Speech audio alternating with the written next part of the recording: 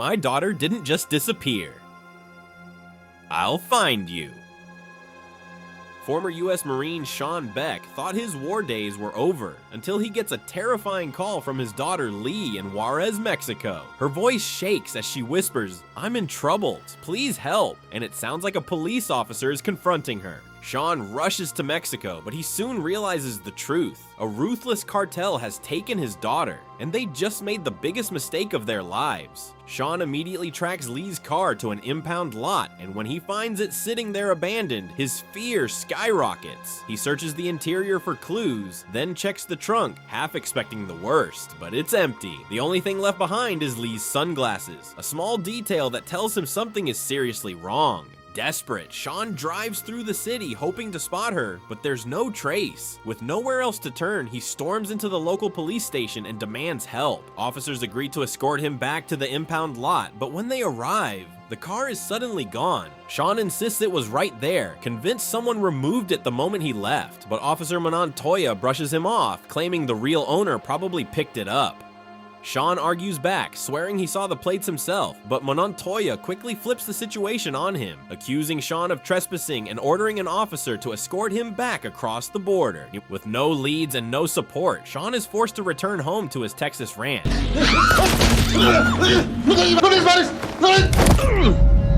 Carrying nothing but dread. When he arrives, his wife Susan and oldest daughter Lauren instantly know something's wrong. Sean didn't come back with Lee. Lauren explodes at him, blaming him for failing to protect their family, and refuses to speak to him.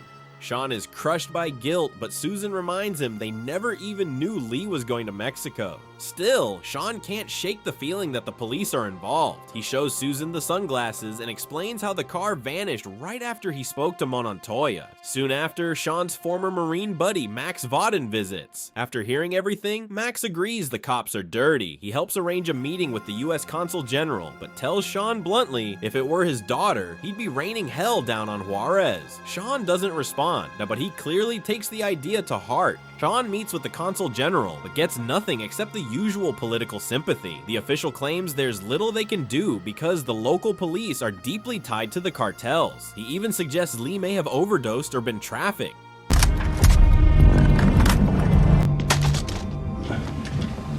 Sean refuses to accept that. Lee doesn't do drugs. That's when Sean learns the truth about the Juarez cartel. Ex-Mexican special forces turned into ruthless traffickers and terrorists. The Consul General warns Sean not to go digging because these people are dangerous. But Sean only hears excuses. Before leaving, he shows the man a photo of his family, making it clear he won't stop. News of Lee's disappearance soon spreads. Sean and Susan hold a press conference at their ranch, begging for her return. Sean looks straight into the cameras and promises he'll find her no matter what.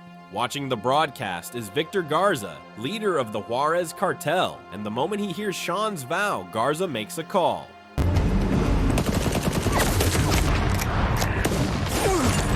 That same night, cartel men abduct Officer Montoya and his partner. They're dragged to a hidden location where Garza confronts them about the two girls they delivered. The cops thought they were giving him a gift, but Garza now sees them as a liability because one of the fathers is a Marine who's starting to ask questions.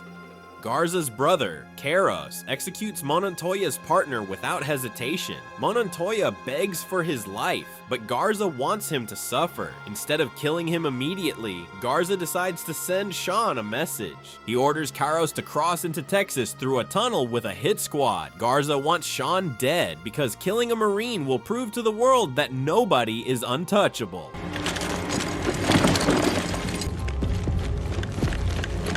Back at the ranch, Sean lies awake beside Susan, lost in silence. Susan pleads with him to talk, reminding him Lee is her daughter too. Sean apologizes, but it's clear he's mentally breaking. The next day, Carlos and his convoy roll into Texas. Sean is outside feeding his horses when he spots a coyote and reaches for his rifle, but then notices something worse. Signal jammers hidden around his land. Seconds later, he sees the convoy approaching. Sean bolts for the house, shouting for Susan as gunfire erupts. He manages to kill one attacker outside, then retreats into the house while firing back. Susan races upstairs to grab a rifle, realizing they can't even call for help. Nearby, Sheriff Riggins hears reports of gunshots and heads toward the ranch. Carlos orders his men to surround the house, sending them inside one by one. Sean fights like a one-man army, knocking one intruder through the doorway, setting traps with broken plates, and picking them off as they advance.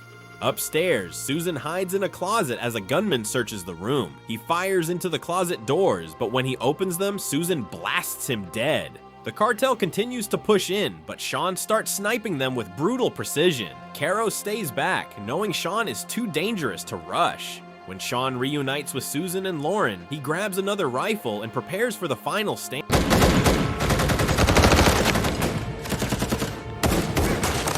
Carlos forces a terrified Montoya to advance first. The second the man peeks up the stairs, Sean blows him away. The rest of the attackers get pinned down under rapid fire. Sean finally sends Susan and Lauren out through a window, then clears the remaining shooters. Montoya is left crying behind cover, but Carlos orders him forward. Sean grabs him at gunpoint and uses him as a shield. That's when Sheriff Riggins arrives, and immediately realizes he's driven into a massacre. His radio is jammed, and as cartel men open fire, he's forced to retreat and fight back with a shotgun. He takes one down, but the numbers are overwhelming. Carlos kills Montoya and attacks Sean directly, tossing a grenade that nearly ends him. Carlos assumes Sean is dead and sends a man to confirm, but Sean survives and escapes outside to Susan. Carlos and the remaining cartel gunmen shift their focus to Riggins. The sheriff fights hard, but he's eventually killed. Sean refuses to leave him behind.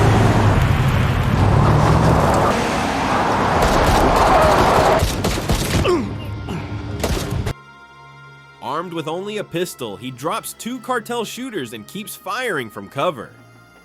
Susan manages to start the truck, and Sean leaps in as bullets tear through the air. They barely escape.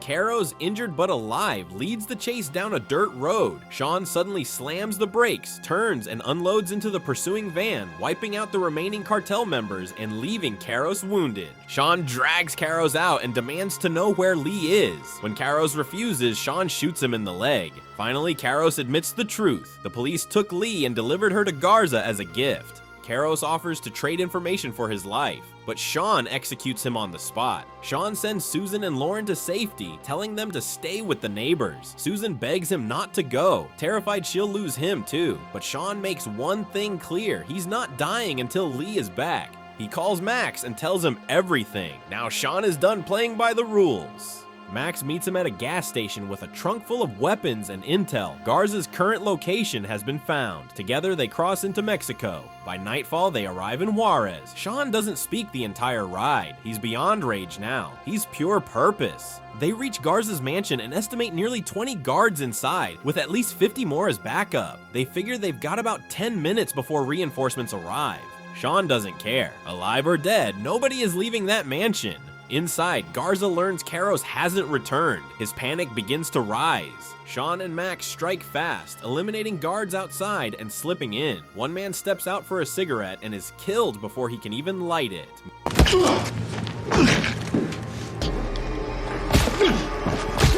Fucking motherfucker! Moving like a trained kill team, they clear rooms with ruthless efficiency, dropping cartel soldiers before they can react. Heavy resistance erupts in the courtyard, but the cartel gunmen are completely outmatched. Sean and Max push through, cutting them down and forcing their way deeper into the mansion. They split up. Sean kills another guard in close combat, while Max reaches Garza's room and holds him at gunpoint. Garza tries bribing him with money, but Max isn't interested. Sean storms in and demands Lee. Garza claims she's alive. Sean immediately beats him savagely, smashing his face with his fists until the cartel boss breaks down crying. Garza finally agrees to take them to her. On the drive, Max questions Garza about the disturbing murals across Juarez decorated with severed animal heads. Garza explains their offerings to Santa Muerte, the saint of death his cartel worships for protection. Garza leads them to a cartel safe house at the edge of town, claiming he doesn't know how many men are inside. He gives them a secret knock to enter. Max knocks. Gunfire instantly rips through the door. They breach anyway, storming inside and slaughtering every man in the house. The last survivor reveals where the girls are being kept. Sean kicks open the door and finally finds Lee. Father and daughter collapse into each other, crying in relief. Sean grabs Lee's friend as well, refusing to leave anyone behind. Max stays behind with Garza. The next morning, Max leaves Garza's severed head at one of the cartel murals as an offering, his own final message. Days later, Sean watches his 3 daughters together again, finally reunited. The nightmare is over. But deep down, he knows this war may not truly be finished. Thanks for watching. If you enjoyed the recap, hit like, drop a comment, and subscribe for more. And don't click away yet. YouTube picked 2 more recaps for you right here.